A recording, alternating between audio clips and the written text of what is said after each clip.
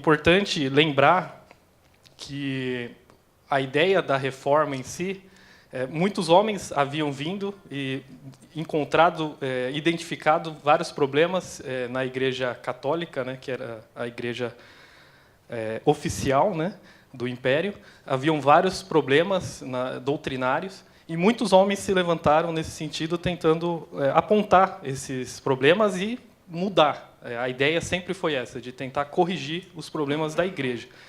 E o que a gente conhece da história da Reforma Protestante é a história de Lutero, onde ele, através, né, principalmente do ato de ter fixado as teses na porta do templo, da catedral, é ali que se desencadeou, né, esse movimento por todo o mundo. Mas o nosso estudo, né, completo em relação aos 5 solas, é bom só fazer mais um adendo ao que já foi falado. São 5 somentes, né? A ideia, o termo vem do latim, né? E existem aquelas declinações, então sola, solo, soli, né? Mas a ideia é essa, que são 5 pilares que os reformadores trabalharam e que nós hoje consideramos da mesma forma. Somente a Escritura como a fonte autoritativa da revelação de Deus, somente a fé, e não as obras como meio de salvação, somente Cristo, que é o que nós vamos tratar hoje, somente a graça, né? Não foi por méritos nossos que nós somos salvos, e somente a Deus a glória. Como eu disse, hoje nós vamos tratar os solos Cristos. Existiria muita coisa a ser dita e seriam vários domingos para poder a gente tentar falar a respeito de tudo isso. Então, como eu disse, eu vou tentar resumir, né, compactar toda a ideia em si. A pessoa de Cristo, desde o Antigo Testamento até, obviamente, o Novo, em toda a Escritura, ele é mencionado. Sempre há uma menção a Cristo, e aqui eu até listei alguns dos termos, né, que aparecem nas Escrituras, desde o Antigo Testamento, apontando para o que viria, e depois, no Novo Testamento, também, a respeito do próprio ministério dele na Terra, e também seu ministério depois que ele ascendeu ao céu.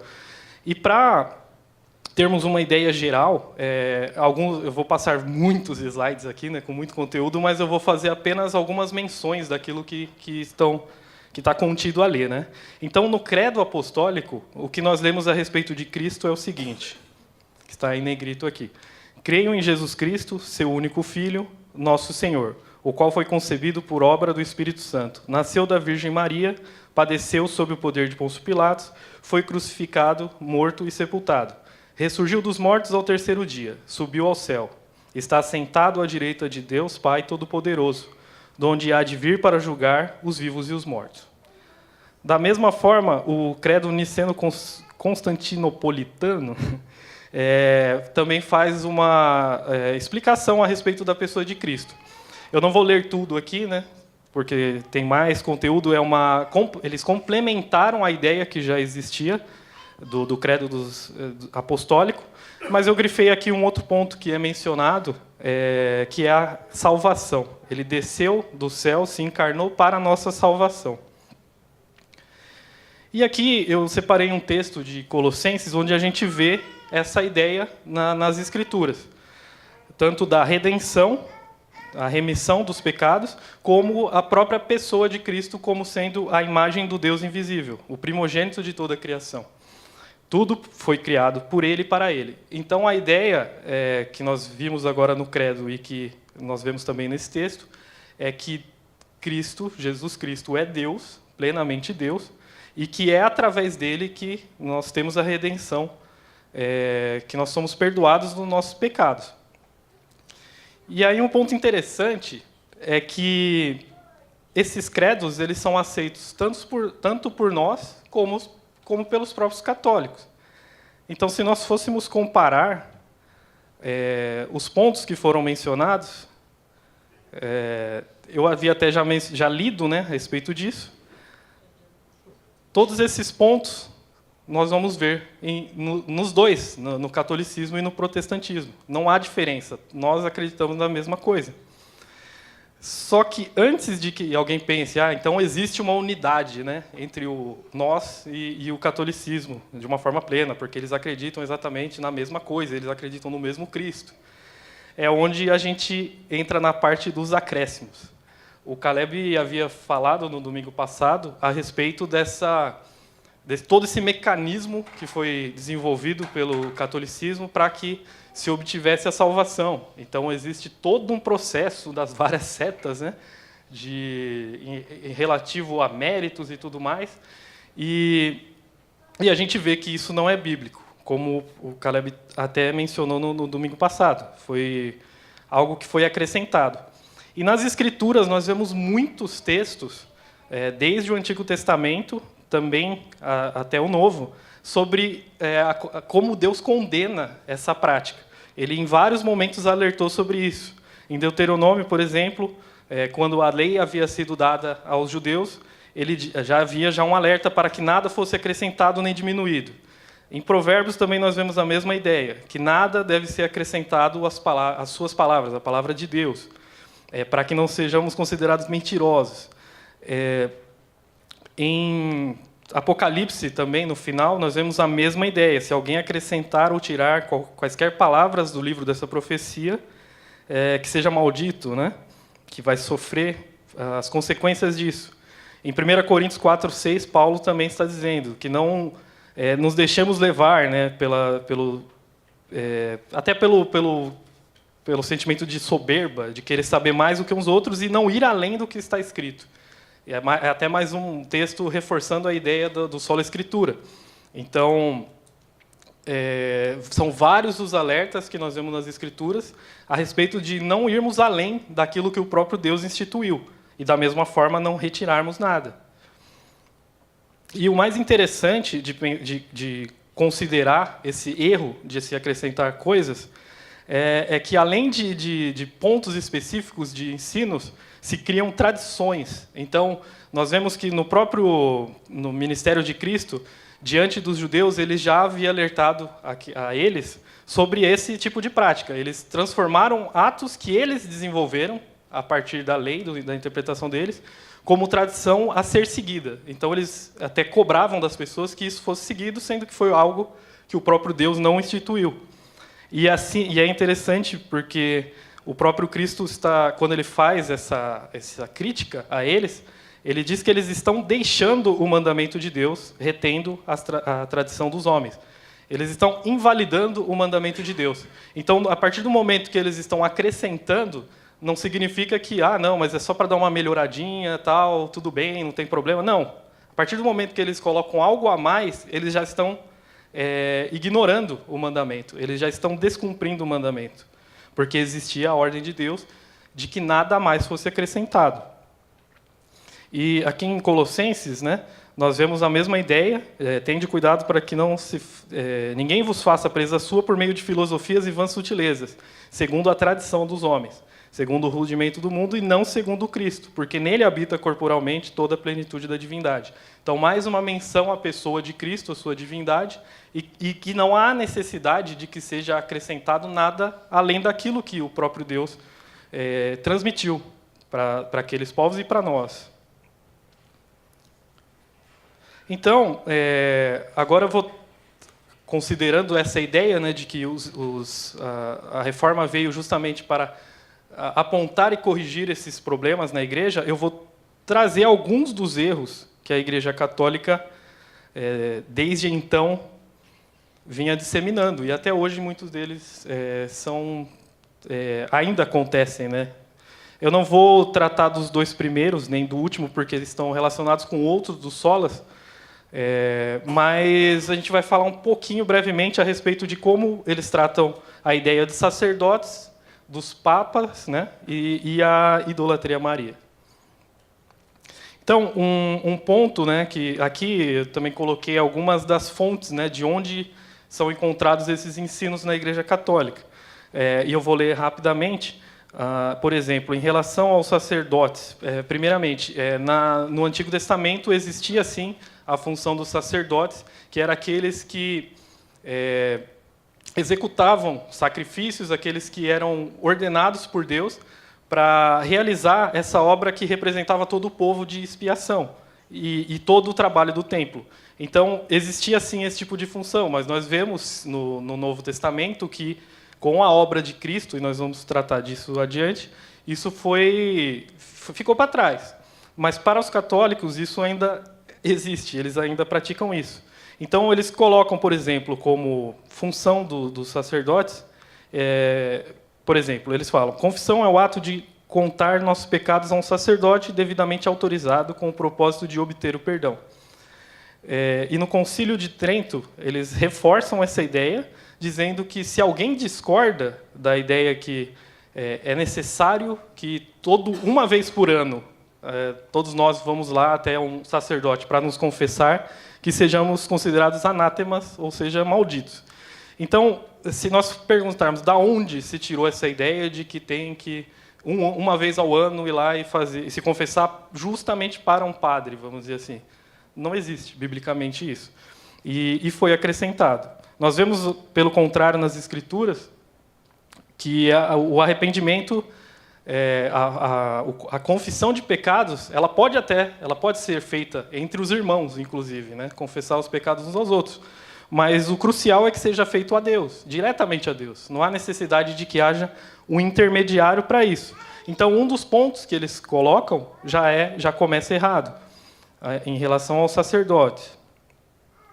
Um outro ponto, eles colocam os sacerdotes como mediadores. A mesma ideia que existia no Antigo Testamento, que eles eram instrumentos nesse sentido. Então, eles falam que os sacerdotes foram tomados entre os homens e ordenados a fim de oferecer dádivas e sacrifícios pelos pecados. Então, existe aí uma ideia de obras sendo realizada por homens em nome do povo de Deus, né, vamos dizer dessa forma, para a remissão de pecados. Então, eles colocam a necessidade de líderes, né, de oficiais da igreja, segundo eles, para realizar essa função. Da mesma forma, eles falam que existe a participação especial nos sacerdotes de Cristo. E acreditam que, naquele momento da ceia, eles estão transformando esses sacerdotes, têm essa capacidade, esse poder sobrenatural, de transformar o pão e o vinho no corpo e no sangue de Cristo, literalmente. É isso que eles acreditam. Então, são ensinos totalmente antibíblicos, a gente não encontra fonte alguma para isso, e são graves, né? Porque eles estão colocando pessoas, né, comuns num papel que não lhes cabe, né? E que já foi assumido por Cristo. Partindo para um outro ponto, em relação ao papado, né, que desde a antiguidade vem sendo exercido pelo catolicismo. Então, vou ler rapidamente algumas das coisas a respeito de como eles entendem o exercício do papado. E, assim, o primeiro ponto é que eles acreditam que o primeiro papa foi Pedro, e eles dizem que ele era o cabeça dos apóstolos, o mais importante professor e administrador de toda a igreja. Mais que isso, é o cabeça da igreja. Além disso, eles dizem que, assim, no momento que segundo eles, Cristo instituiu Pedro como Papa, ele intentava que isso fosse adiante. Então, que haveria sucessores exercendo esse mesmo tipo de função. E dizem que ele é o vicário de Cristo sobre a terra e visível cabeça da igreja. Nós temos vários textos, né, para demonstrar o contrário. Não acho nem necessário a gente ir muito fundo nisso, mas, por exemplo, em Atos, em Atos 15, nós vemos um concílio realizado em Jerusalém, que não foi liderado pelo próprio Pedro, que, se ele fosse realmente o Papa instituído por Cristo, seria natural que ele exercesse essa liderança e que os outros estivessem debaixo dele. Mas o próprio Pedro não se apresentava assim. Ele dizia ser um presbítero como qualquer um deles.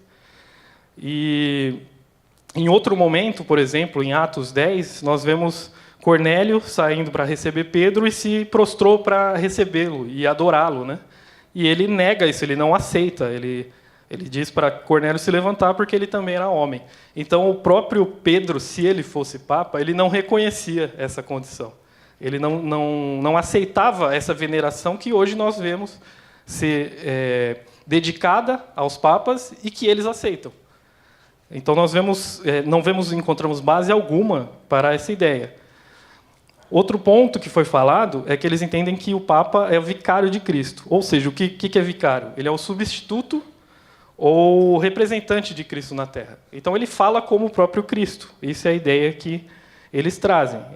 É como se fosse o próprio Deus sobre a Terra, segundo os ensinos deles, nos próprios documentos católicos. Ele tem todo o poder sobre a Terra. Todas as autoridades da Terra são suas súditas e devem se submeter a ele. No slide anterior, até um dos versículos que havia citado e eu não mencionei, foi quando os próprios discípulos entre si disputavam para saber quem era o melhor. E Cristo censura essa atitude deles. Ele mostra que todos eles deviam pensar em servir uns aos outros, que os maiores seriam aqueles que servissem os outros. Isso que Jesus disse. E nós vemos de uma forma diferente. Para eles, existe uma ideia de poder. O Papa ele deve exercer poder sobre todas as autoridades seculares. Então, é uma total deturpação do texto bíblico. Além de outra característica que eles colocam em relação ao Papa, é o que ele não erra enquanto ele está ensinando aos demais cristãos. Então, por isso, ao inserir o ensino desses, que não tem base nenhuma, é uma forma de controle, de perpetuar o poder. Porque se o Papa está dizendo e ele não erra, quem sou eu para poder negar? Essa é a ideia. Então, aqueles que já não tinham acesso à Escritura, principalmente na Idade Média, estavam muito distantes de poder responder a isso. Então, eles acreditavam realmente nisso, de que o Papa falando era algo que tinha que ser aceito. Mas a gente vê que, se fôssemos pegar a própria ideia deles de que o primeiro Papa foi Pedro, nós vemos que ele errou muitas vezes, né? Tanto que foi repreendido por Cristo. Depois ele negou a Cristo. Mais para frente, depois já da ascensão de Cristo, ele foi repreendido por Paulo. Então a gente vê que, mesmo se fôssemos aplicar a ideia deles de que Pedro era o primeiro Papa, isso já contradiria toda a teoria. Além disso, em algum momento da história, houve cismas entre os próprios... onde houve divisões onde até 3 papas distintos estavam exercendo a função ao mesmo tempo. Então, se nós fôssemos pensar que todos eles são infalíveis, a verdade está com cada um deles, como eles estavam uns contra os outros? Como seria possível explicar que todos eles detinham a verdade, sendo que eles estavam todos uns contra os outros? Então, é mais uma contradição. E nós sabemos que a palavra de Deus é a única regra de fé e ordem. E o Espírito Santo é o único intérprete infalível da palavra de Deus. Então, se nós fôssemos pegar a ideia de vicário, representante de Cristo na Terra, o único que realmente exerce essa função é o Espírito Santo. Um outro ponto é em relação à veneração, né, que eles falam em relação a Maria. Eu usei esse termo de mariolatria, pode ser forte, né? Alguns acham, nossa, como assim? Mas é justamente o que acontece, não há o que se esconder em relação a isso. Por exemplo, no Catecismo para Adultos, nós encontramos o seguinte, que Maria é chamada e é a verdadeira mãe de Deus, consequentemente, nossa mãe espiritual. Teve uma concepção imaculada, isenta do pecado original. Foi virgem antes, durante e depois do nascimento de Cristo. Foi para o céu de corpo e alma, é mediadora universal e dispensária da graça. Então, são vários pontos, né, que nós poderíamos considerar, analisar, e não vamos encontrar base bíblica para isso. Eu vou pegar alguns deles aqui. Então, primeiro aqui, em relação ao fato de Maria ser sem pecado. O que eles afirmam é que em toda a sua vida ela foi livre de pecado. Só que nós encontramos nas Escrituras, em vários textos, né, mas exemplificando Romanos 3:23, que todos pecaram e destituídos estão da glória de Deus. Não há nenhuma menção, em lugar algum, de qualquer pessoa, com exceção de Cristo, que tenha vivido sem pecado. Se realmente Maria tivesse essa condição, as Escrituras mostrariam isso, e não é o que acontece. Então, é totalmente infundado. E da mesma forma como eu falei sobre Pedro, né, que eles afirmam ser o primeiro Papa, Maria também se colocava como serva de Deus. Ela não tinha qualquer tipo de pensamento como esse, né, de que ela era diferente de todos nós. Ela era pecadora como todos nós. Ela necessitava da graça de Deus. Então, é até um ponto importante a ser considerado. Por mais que eles façam essa deturpação em relação a essas pessoas, nós devemos tratá-los, considerá-los nossos irmãos. Nós devemos até honrar aquilo que eles fizeram, mas jamais excedendo aquilo que a própria Escritura apresenta. Tem outros pontos a respeito da virgindade perpétua que não há base também para isso, e até textos contrários quanto a isso. Outro ponto fala da assunção para o céu, ou seja, ela teve corpo e alma arrebatadas para a glória do céu e foi exaltada pelo Senhor como rainha de todas as coisas. Não há qualquer base para esse tipo de pensamento. Só que, para que se crie essa imagem de Maria como mediadora, que é o próximo ponto que vai ser tratado, era necessário que se criasse se inserisse todas essas características a respeito dela. Até porque, como eles dizem, né, se ela não tinha pecado em sua vida toda, ela não deveria passar pela morte. Então, uma coisa leva a outra e vão sendo inventadas e acrescentadas. E nós vemos na Bíblia que o reino de Deus, ele tem um rei, mas ele não tem nenhuma menção a uma rainha. Outro ponto em relação à mediação de Maria. No Catecismo de 94 é dito: a abençoada Virgem é invocada na Igreja como uma advogada, ajudadora, benfeitora e mediadora. Temos uma mediadora diante do Filho, a Santíssima Maria. Aí um outro ponto: a graça concedida ao homem compreende 3 passos sucessivos. Deus a comunica a Cristo. De Cristo ela passa à Virgem e, através da Virgem, chega a nós. Então, eles inseriram a Maria, né, no caso, no meio de todo o processo de contato, vamos dizer assim, nosso com Deus. É necessário que passe por ela para que chegue até nós e passe por ela também para chegar de nós até Deus.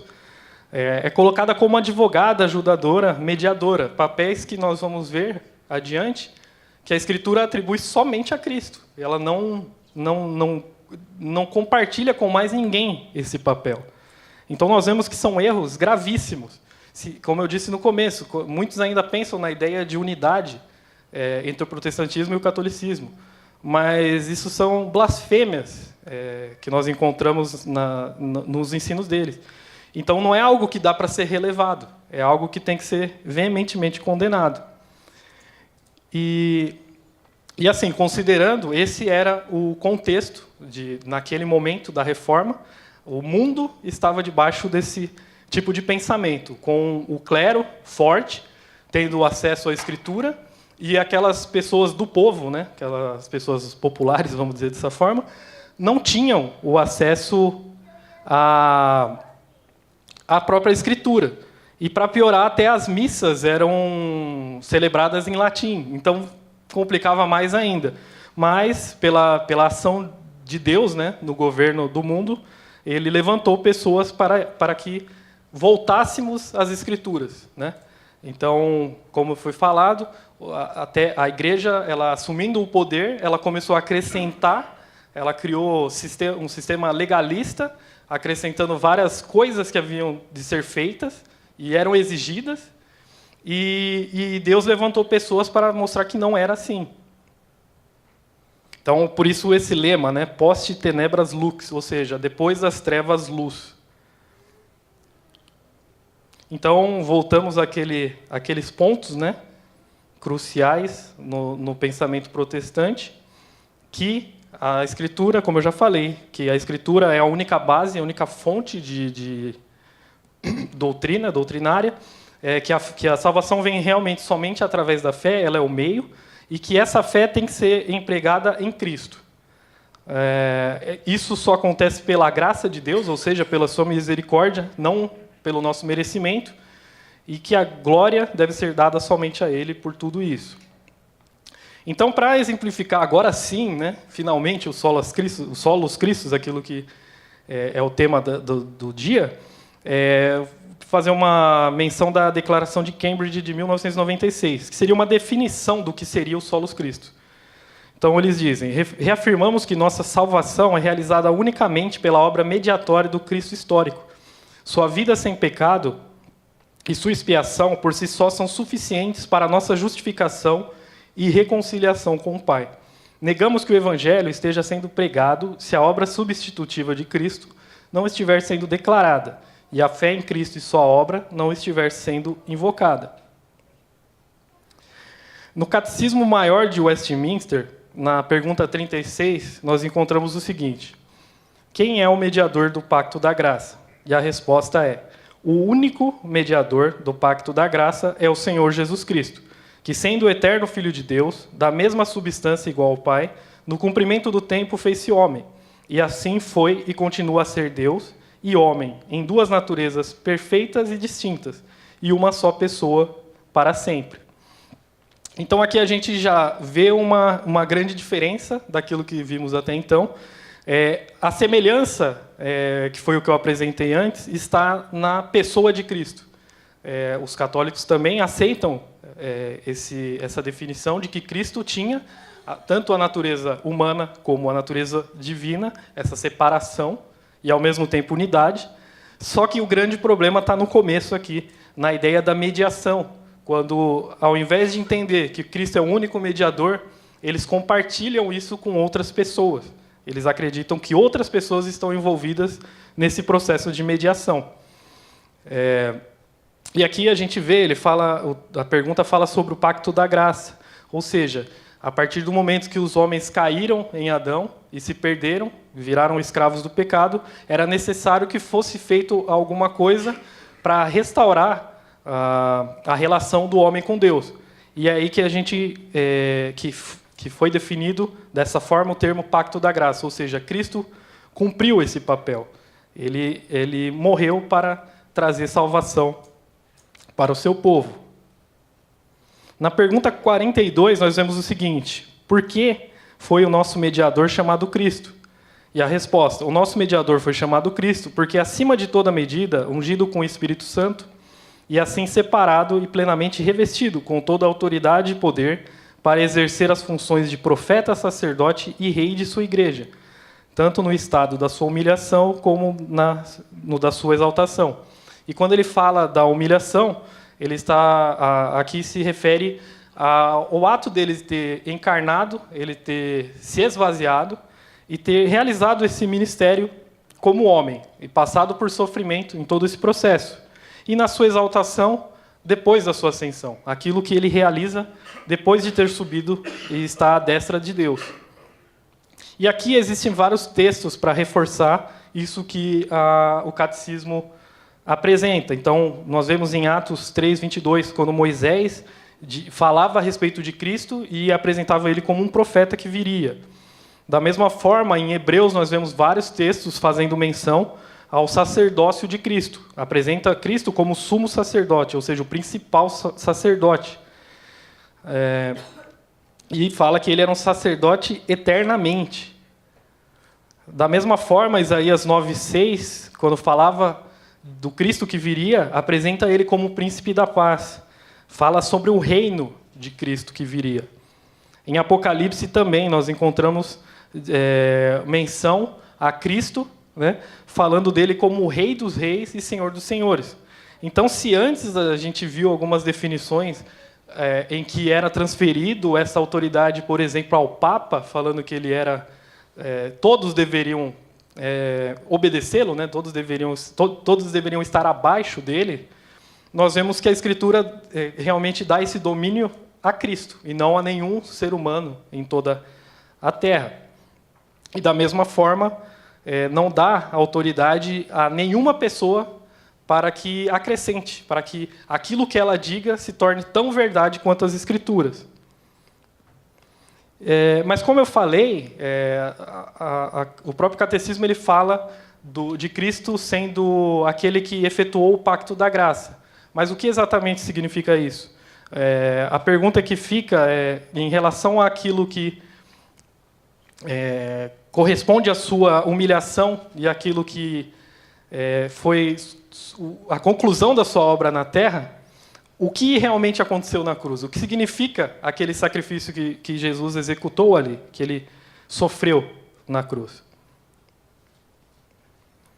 Então, em Hebreus 9, 24, nós vemos que uma vez, né, se manifestou para aniquilar o pecado pelo sacrifício de si mesmo. Cristo oferecendo-se uma vez para tirar o pecado de muitos. Ou seja, a ideia, diferentemente do que o catolicismo defende, né? Por exemplo, a ideia de que para o catolicismo, em toda a missa que é realizada, é feito um novo sacrifício de Cristo. Esse é o pensamento deles. Cada vez que o corpo de Cristo está sendo toda vez que a ceia está sendo celebrada, eles acreditam que está sendo feito um novo sacrifício. E nós vemos em Hebreus que esse sacrifício foi feito uma única vez. E por ele foi obtido exatamente aquilo que Deus pretendia. E o que nós devemos entender é que naquele momento do sacrifício de Cristo, o que estava acontecendo ali era o que a Bíblia traz como expiação, ou seja, um pagamento. Só que, em relação a essa expiação, existem várias teorias do que exatamente aconteceu, o que representa a morte de Cristo, ao morrer, o que ele conquistou, exatamente. E eu vou ler, existem várias teorias sobre isso, algumas delas, inclusive, não estão erradas no que propõem, só que elas são incompletas. Então, elas vão até um certo ponto, e que pode ser considerado algumas coisas do que elas dizem, só que elas não são satisfatórias, elas deixam alguma coisa no ar, vamos dizer assim, que precisa ser respondido. E nós vamos tratar algumas delas aqui rapidamente. Então, a primeira, né, conhecida é essa chamada de teoria do resgate, que era defendida pelos pais da Igreja. Então, um pensamento era que a raça humana estava em pecado depois da queda e era, assim, escrava do diabo. E aí, a ideia dessa teoria é que a expiação é feita ao diabo para salvar os perdidos. Ou seja, quando Cristo morreu na cruz, ele estaria pagando pelas almas das pessoas ao diabo, e não a Deus, como nós vamos ver adiante.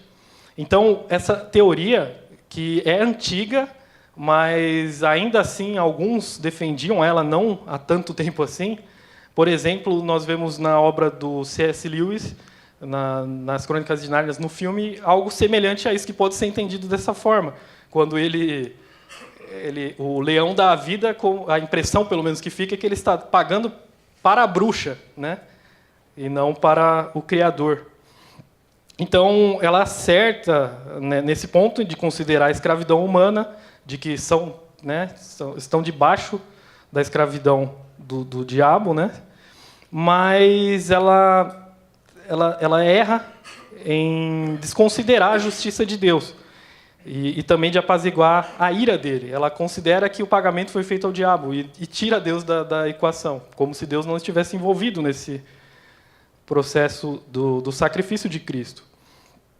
Uma outra visão, que é chamada de teoria da satisfação, foi elaborada pelo bispo Anselmo de Cantuária, é a visão que os católicos adaptaram, né, e que o Caleb explicou no domingo passado, daquela complexidade toda, de faz isso, faz aquilo, isso e aquilo e tal.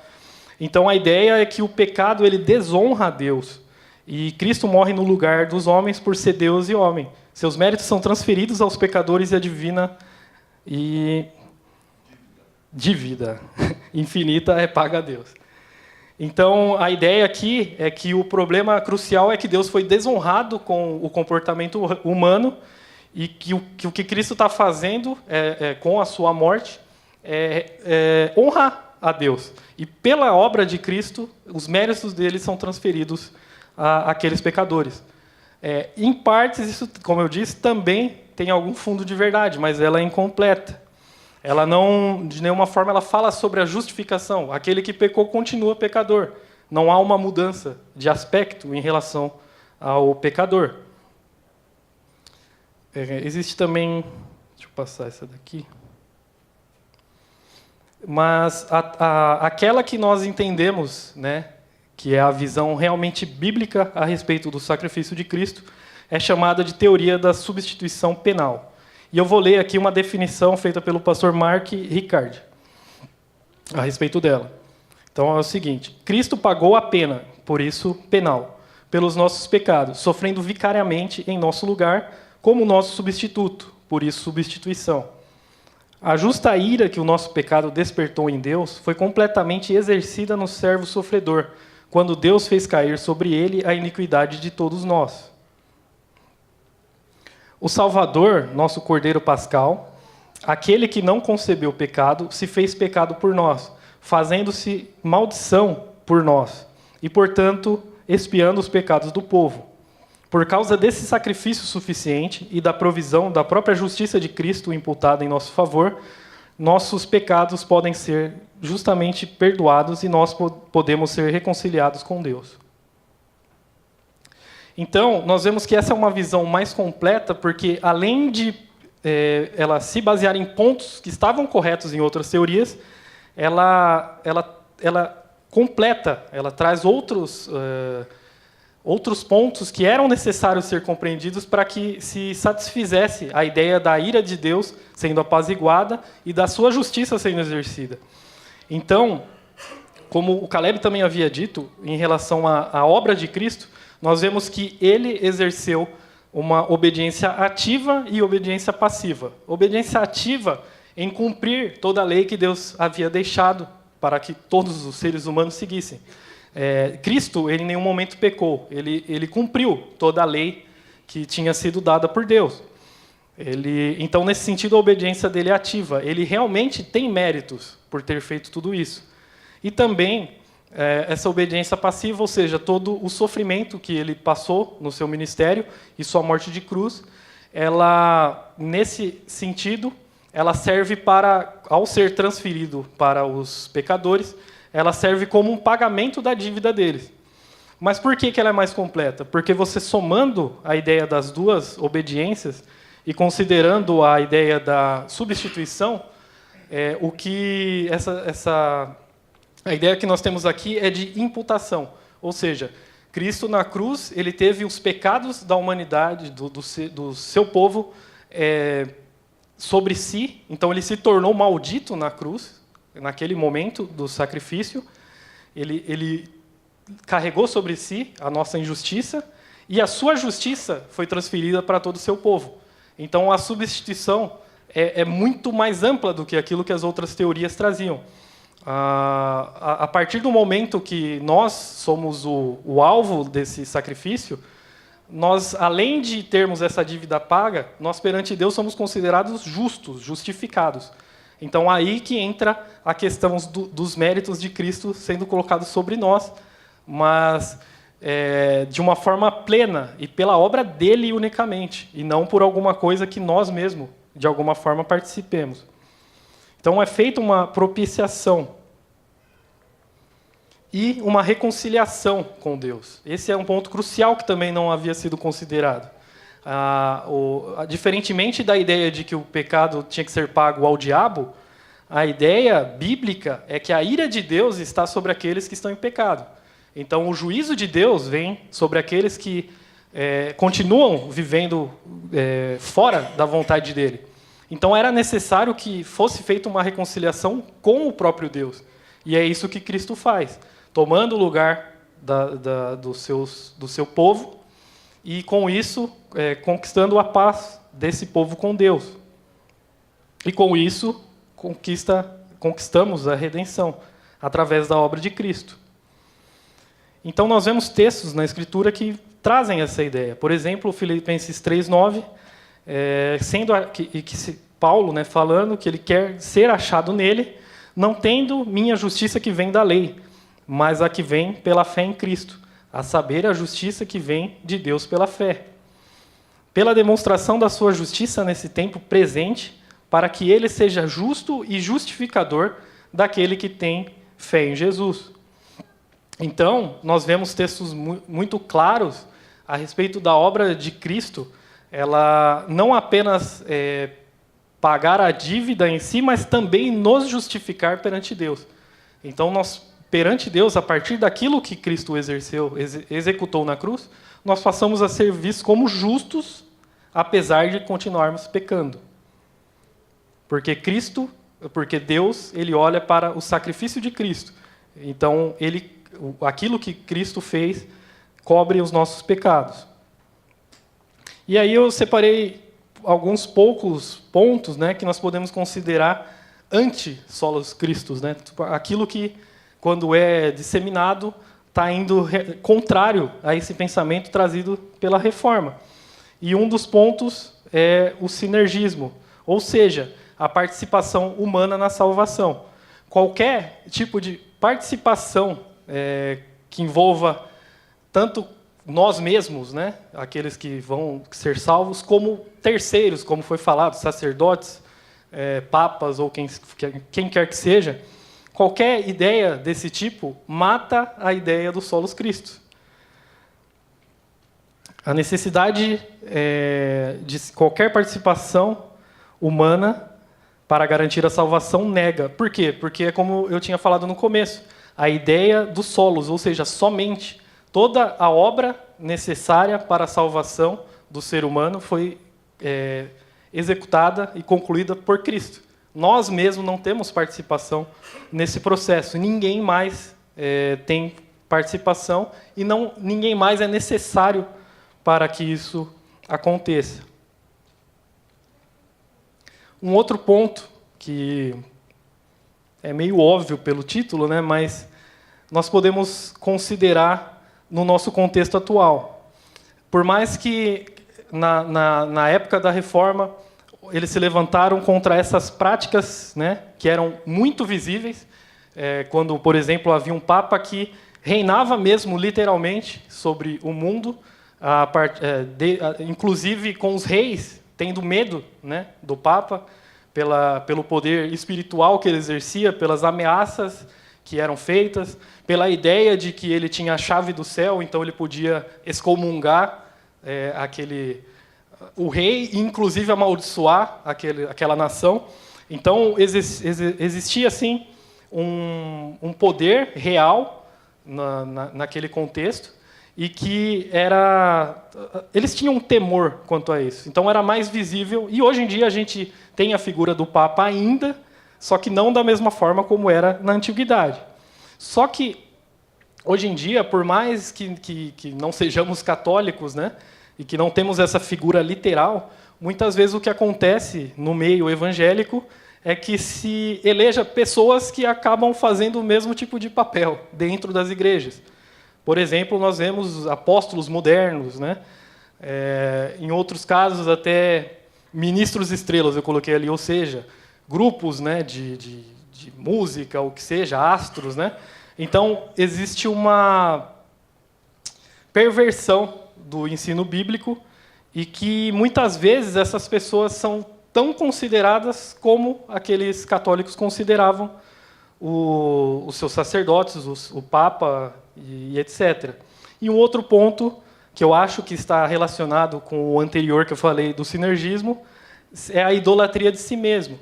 Ou seja, as pessoas que buscam, né, às vezes estão no ambiente da igreja, mas buscando algo para si mesmas, ou seja, elas querem algum tipo de satisfação pessoal, elas querem algo que faça bem ao coração delas, e não buscando fazer e conhecer e praticar a vontade de Deus. Então, são vários pontos que eles nos afastam completamente do conceito de solos Christus. Ou seja, que nossa salvação depende unicamente da obra que Cristo executou. E que em nenhum outro nome há salvação. Porque também debaixo do céu nenhum outro nome há, dado entre os homens, pelo qual devamos ser salvos. Esse texto, ele geralmente é considerado em relação a outras religiões. Geralmente é usado para mostrar que em outras religiões não existe salvação, porque o próprio Cristo se colocou como o caminho, a verdade e a vida. Mas isso também é aplicado dentro das vertentes do cristianismo, porque a partir do momento que alguns grupos colocam pessoas como mediadoras, como parte desse processo da salvação, elas estão considerando que não somente Cristo, não é apenas Cristo que salva, mas Cristo e alguém mais. Então, esse é um pensamento que tem que ficar bastante claro para todos nós, que além de não haver o pensamento que eles tinham, de que nossa salvação depende de terceiros, e que, então, nossa caminhada, de certa forma, vai ser passiva a eles, que nós dependemos de outros para fazer por nós aquilo que precisamos para a salvação.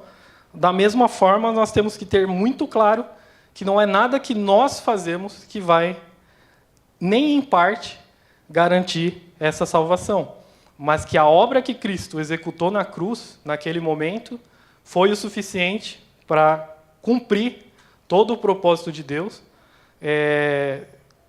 apaziguar a sua ira em relação aos seus escolhidos e reconciliar com Ele, trazendo paz do seu povo com Deus. Amém?